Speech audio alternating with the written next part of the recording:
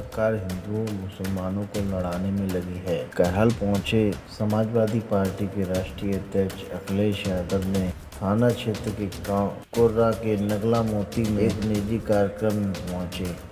वहां पर उन्होंने भाजपा सरकार पर निशाना साधते हुए कहा कि देश में हिंदू मुसलमान को लड़ाने का काम भाजपा कर रही है। भाजपा गरीबों के मकान पर बुलडोजर चला रही है। सरकार नुकसान का मुआवजा दे। उन्होंने कहा कि मुख्यमंत्री योगी अपनी जात के लोगों के घरों पर बुलडोजर नहीं चला रहे हैं। सपा प्रमुख ने कहा कि दिनों विधानसभा चुनाव में हम हारे नहीं, समाजवादी पार्टी से भाजपा वालों ने सरकार छीनी है। यदि हमारी पार्टी को 3 लाख वोट मिल जाते तो हमारी उत्तर प्रदेश में सरकार होती। उन्होंने यह भी कहा कि 2024 का चुनाव उत्तर प्रदेश की जनता इंतजार कर रही है। उस समय प्रदेश की जनता भाजपा से बदला लेगी। उन्होंने कहा कि विद्युत व्यवस्था प्रदेश में बहुत बुरी चल रही है। भाजपा सरकार के ऊर्जा मंत्री वस्तु स्थिति से मुंह मोड़ रहे हैं। भाजपा सरकार केवल झूठे वादे कर रही है और जनता को उसकी असलियत सामने पता चल रही है। कानून व्यवस्था प्रदेश में चौपट है। इस मौके पर आइए सुनते हैं सपा प्रमुख ने क्या कुछ कहा। और उत्तराखंड के मुख्यमंत्री नरेंद्र तिवारी जी थे। तो दोनों मुख्यमंत्री ने मिलकर के उनके कारोबार का उद्घाटन किया। और आज सोचिए वो कहाँ पहुंच गए हैं। मुझे बाबा रामदेव इसलिए भी याद आ गए कि इधर किसान भाई हमारे जो गेहूं पैदा कर रहे हैं, जो बाजार में लेकर गए होंगे, वो सरकारी खरीद नहीं हुई होगी। यहाँ जितने भी हमारे किसान भाई बैठे हैं, बताओ बाजार में ही खरीद हुई कि सरकारी खरीद हुई? और वो इसलिए हुई क्योंकि सरकार के लोगों को जो कीमत देनी चाहिए थी वो सरकार नहीं दे पा रही है। और सरकार से बेहतर कीमत अगर कोई दे रहा है हमारे किसानों को, तो वो बाजार दे रहा है। ये गेहूं की मिल सकती है, सरसों की मिल सकती कीमत, लेकिन और फसलों की नहीं देगी। हमारे किसान भाई तो खुश हैं कि उन्हें कीमत गेहूं की मिल गई है, लेकिन आड़तियों के माध्यम से ये गेहूं सब बड़े बड़े उद्योगपतियों ने खरीद लिया है। जब कभी अखबारों में आप पढ़ेंगे और आंकड़े आएंगे तो आप आंकड़े देख लेना।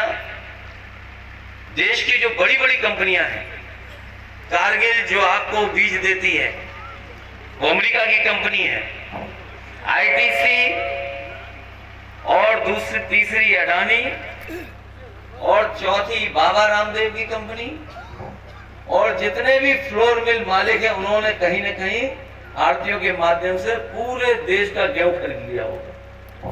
और कम से कम उत्तर प्रदेश और मध्य प्रदेश का तो गेहूं खरीदा जा चुका है।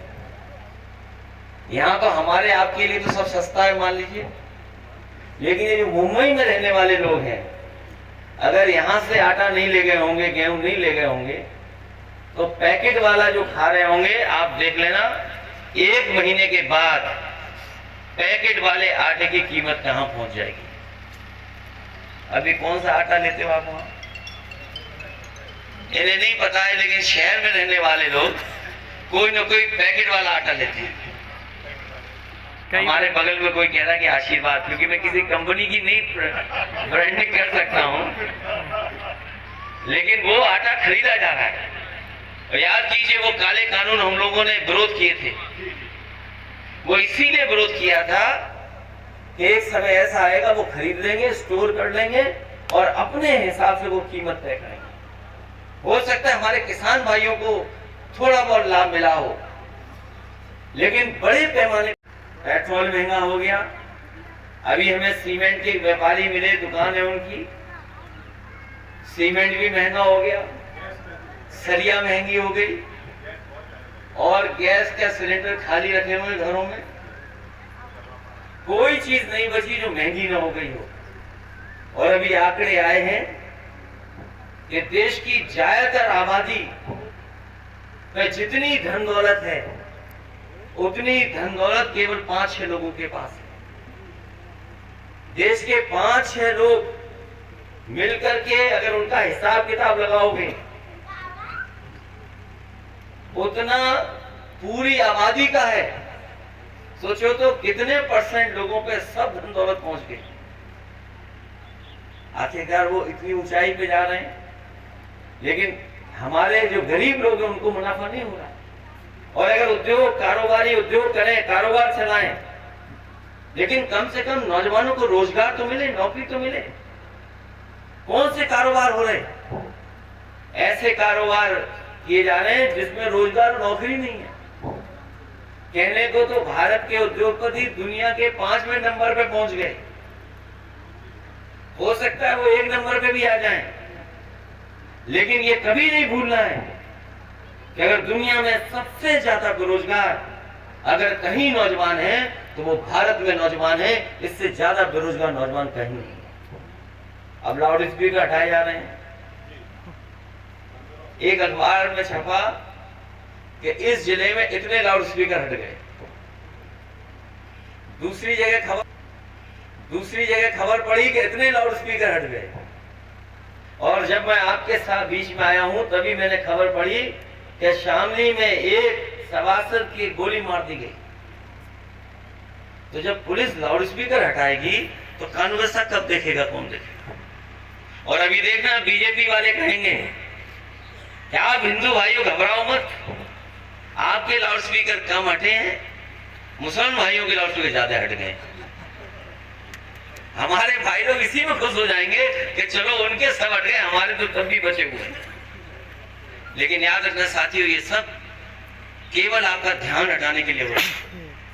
कम से कम बीजेपी ये बताती कि हमारी सरकार में इतने नौजवानों को नौकरी रोजगार मिल गए, वो आंकड़े नहीं आएंगे। लाउड स्पीकर का तो आंकड़ा आ जाएगा कि इतने लाउड स्पीकर हट गए, लेकिन ये बीजेपी के लोग वो आंकड़ा नहीं देंगे कि कम नौकरी कितनी मिल गई, कितने रोजगार दे दिए। ये सड़क बगल में बनाई थी अच्छी वाली हम लोगों ने, नहीं ये तो खैर सीसी अगल बगल बनी होगी, लेकिन जो बड़ी आगरा लखनऊ वाली सड़क है, वो जो सड़क बनाई नेताजी हम लोगों ने कहीं नाम नहीं लिखा अपना। आप देख लो जहां से शुरू होगी सड़क और जहां तक खत्म होगी, अगर कहीं नेताजी हम लोगों ने अपना नाम लिखा हो तो बता दो। लेकिन बीजेपी के लोग आए तो आपने उनका नाम देखा कहां लिखा है? कभी ध्यान नहीं दिया होगा आपने। जो इनका सबसे प्रिय काम था शौचालय बनाने का, वहीं जाकर के अपनी पटिया लगा दी गया उन्होंने सड़क बनाई।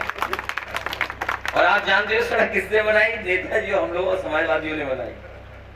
कहीं नाम नहीं है, लेकिन बीजेपी वालों ने अपना नाम वहीं लिख दिया जहां शौचालय आप लोग जाते हो, वहीं पर नाम लिखा हुआ है।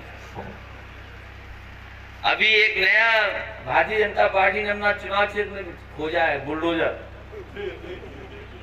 जहां देख रहे हैं वहां बुलडोजर चला रहे हैं, और बुलडोजर भी जाति के आधार पर तय कर रहे हैं कि किस जाति का व्यक्ति है तभी बुलडोजर चलेगा।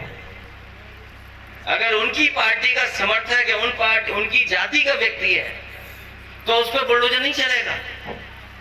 वो पहले देखेंगे कौन जात का है तब बुलडोजर चलेगा, कौन धर्म का है तब बुलडोजर चलेगा। और ये इस बुलडोजर के चक्कर में हम लोग भूल गए कि मुख्यमंत्री जी ने अपनी दुकानों पे बुलडोजर चलाया। ये मुख्यमंत्री जी हैं, उन्होंने अपनी दुकान पे